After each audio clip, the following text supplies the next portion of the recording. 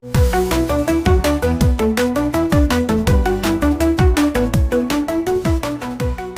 me take you guys back for a second. The Nintendo Switch 1 first came out in March 3rd, 2017. It was a really popular system, sold really well, people loved it. Like how, that's the same story for a lot of Nintendo consoles, right? They usually all get the same treatment. It's really popular, it's a great system, some fun games come out. It's really, it does really good, right? It's really not a story that's really been untold before, especially for Nintendo. I myself did not buy a Switch when it first came out. I was still like on my PS4 pretty much every day. There was no reason for me to buy a Switch until pretty much a trailer dropped and we had gotten news, right? Smash Ultimate was scheduled to come out December 7th in 2018. So that's like a weird tradition that Nintendo has. With every new console, every new system that comes out, they have to come out with like a new Smash Bros. Even the 3DS had their own version of Smash Bros. To come out. So they were pretty, you know, serious about that tradition. So when Smash Ultimate got announced, I was all over that, especially with their huge slogan, "Everyone is here." And they meant that shit. Every single character that was in a previous Smash Brothers game, whether they made it into the previous one that came out before Ultimate, or whether we haven't seen them in forever, people like Young Link, right? They were all coming back in Ultimate. That was freaking huge.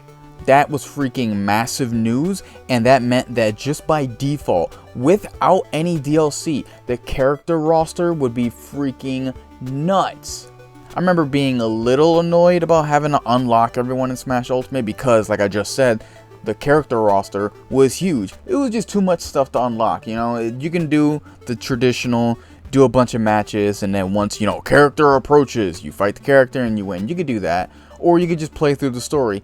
Either way, it would kind of take up a bunch of time just doing all that. So really, just play the game, you know? But it took me a while to get the character I wanted, which was, you know, Cloud. That's my main. So that kind of took me a while to unlock him. So after a while, I was like, finally, I got him, you know?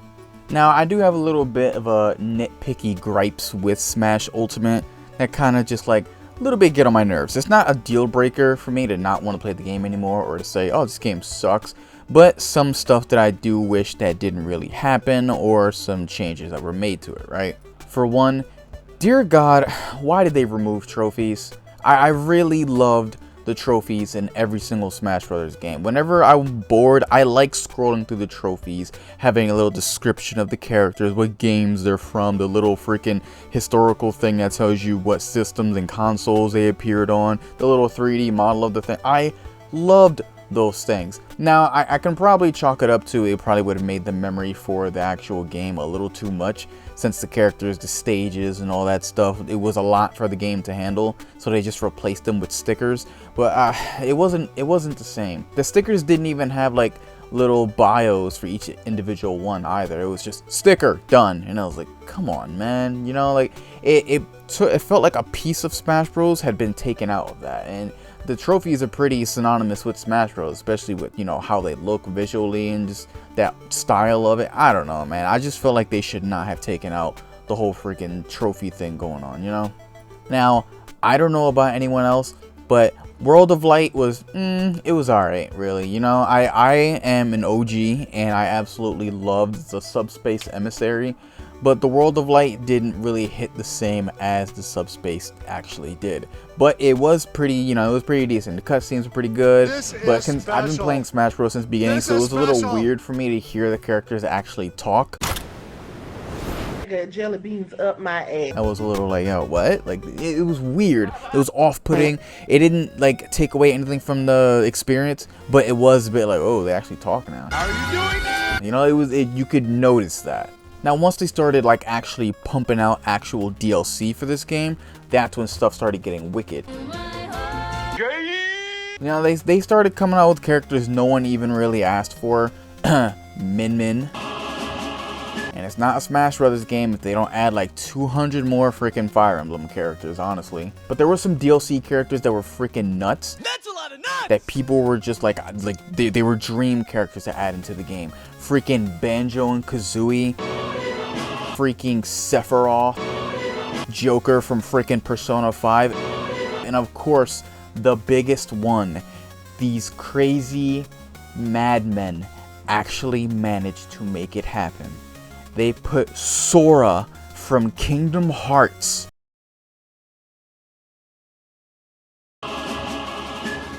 into Super Smash Brothers. I still can't believe it, and it's been like a few years.